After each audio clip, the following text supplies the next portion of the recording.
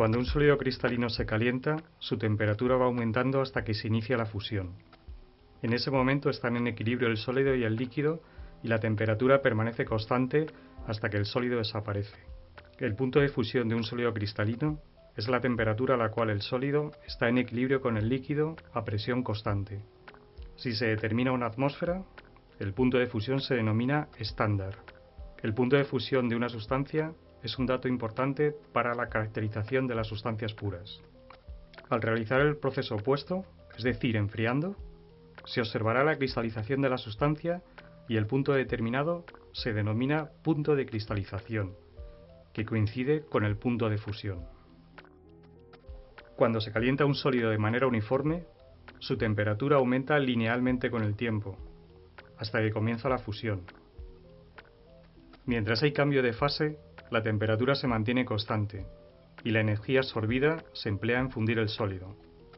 Cuando todo se ha convertido en líquido, la energía suministrada eleva la temperatura del líquido. En el proceso inverso, es decir, durante el enfriamiento uniforme de la fase líquida, ocurre lo contrario, de forma que las curvas de calentamiento y de enfriamiento son simétricas, siempre que las velocidades de calentamiento y de enfriamiento sean iguales. El objetivo de esta práctica es la determinación del punto de fusión de una sustancia mediante la obtención de sus curvas de enfriamiento y calentamiento.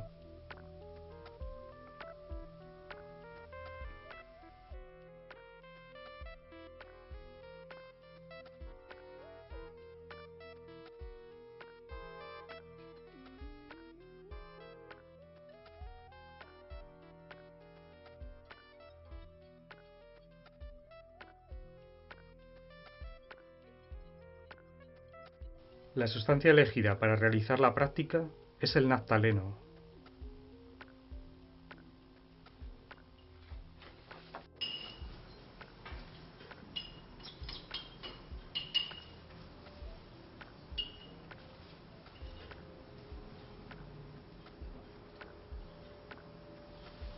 En el tubo de ensayo se ha introducido previamente la cantidad adecuada de naftaleno molido, 5 gramos.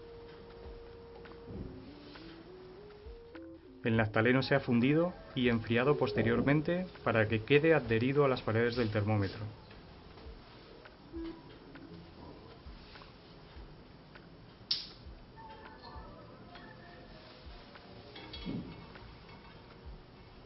Se introduce el tubo de naftaleno en el vaso con agua, evitando que toque el fondo del vaso.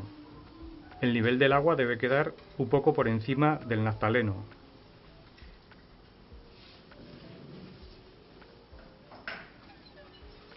Se enciende el mechero.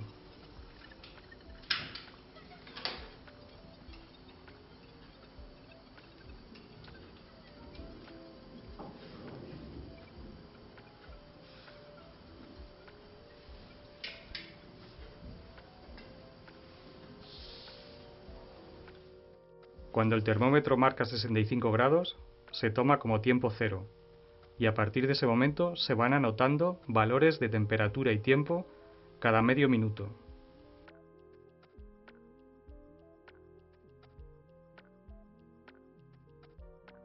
Observar que la temperatura permanece constante mientras existe naftaleno sólido en equilibrio con el líquido.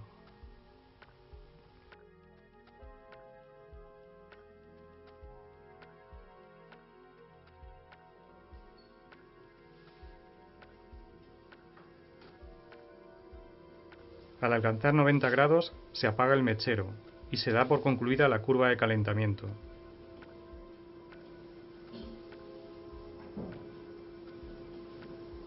A continuación se inicia el enfriamiento de la muestra. Se toma 90 grados como tiempo cero del enfriamiento y se van anotando valores de temperatura y tiempo cada medio minuto hasta alcanzar de nuevo 65 grados.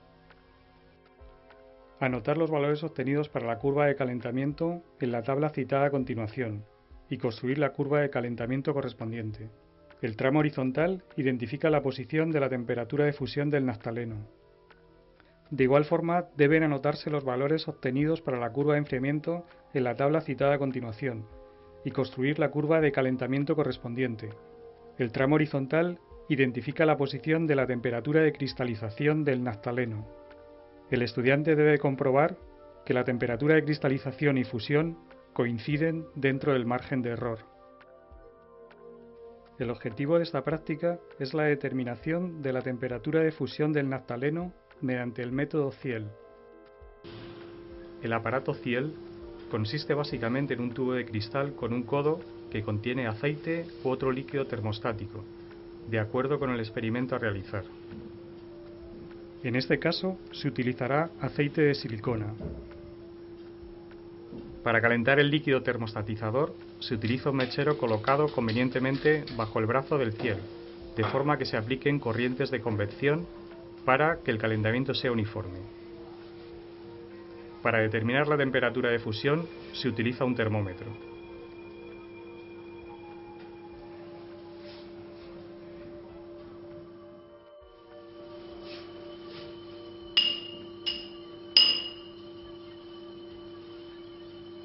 El naftaleno finamente dividido se introduce en un tubo capilar hasta una altura de 4 o 5 milímetros.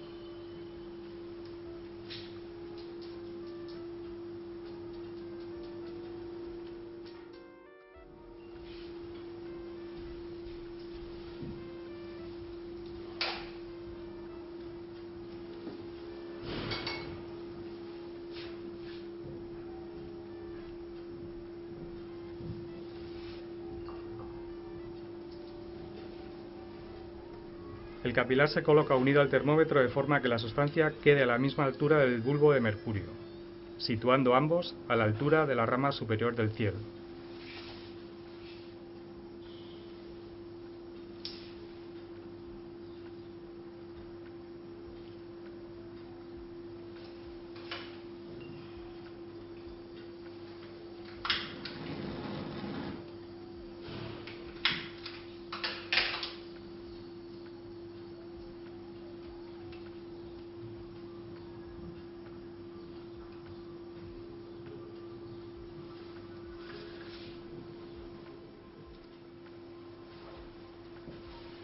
Se anotará el intervalo de temperatura desde que comienza a fundir el sólido hasta que la muestra está totalmente líquida, identificando como punto de fusión el valor medio.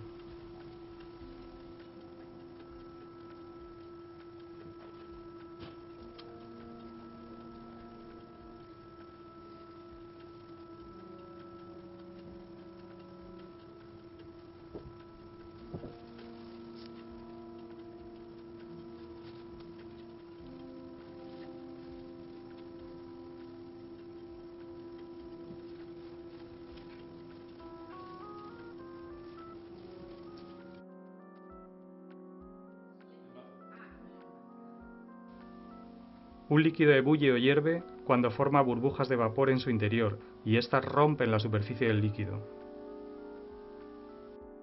Para que la ebullición ocurra, la presión de vapor del líquido debe igualar la presión externa ejercida sobre su superficie. El punto de ebullición de las sustancias depende de las fuerzas intermoleculares.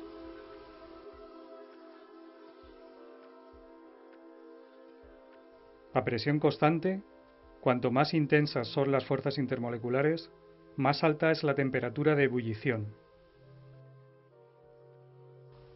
La temperatura de ebullición de una sustancia depende de la presión exterior. A presión exterior igual a una atmósfera, la temperatura de ebullición se denomina estándar. A presión superior a una atmósfera, la temperatura de ebullición aumenta. Si se disminuye la presión exterior, la temperatura de ebullición disminuirá. El objetivo de la práctica es la determinación de los puntos de ebullición de 4 alcoholes y correlación de los valores obtenidos con las interacciones moleculares. El método de Sibulogov utiliza dos tubos, uno capilar y otro más ancho, 5 a 7 milímetros de diámetro, con un termómetro adosado, en el cual se coloca el líquido problema.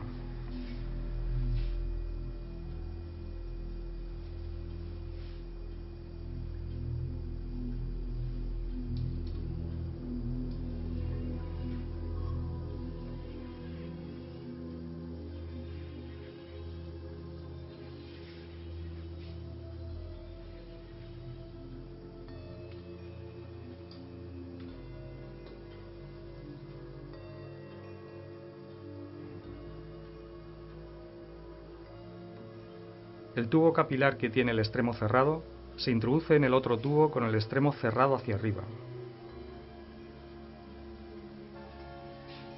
Se introduce el dispositivo en un vaso con agua, que se calienta con un mechero.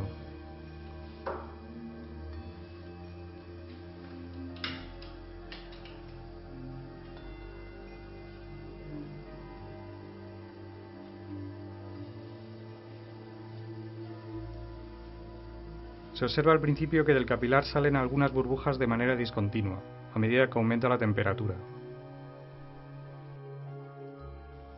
Cuando la corriente de burbujas es rápida y continua, se anota la temperatura que marca el termómetro, que se toma como temperatura de ebullición del líquido.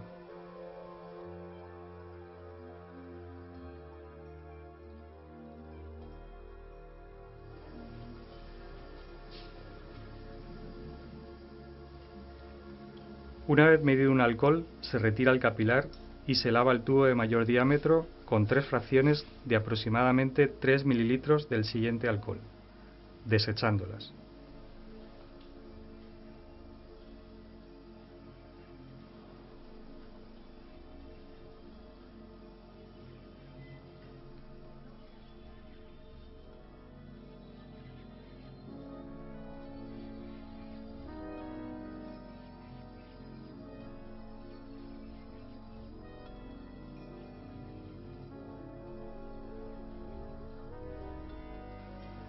A continuación se llena con el alcohol a medir, introduciendo un nuevo capilar seco y procediendo a la nueva determinación.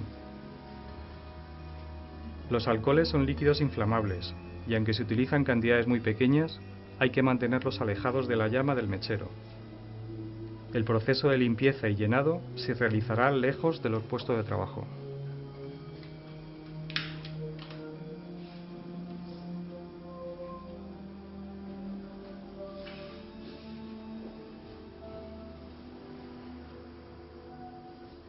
El resultado de la práctica consistirá en identificar las temperaturas de ebullición para cada uno de los alcoholes que se citan en la tabla. Se realizará además una breve justificación de las temperaturas de ebullición obtenidas en función de las fuerzas intermoleculares presentes en los alcoholes utilizados.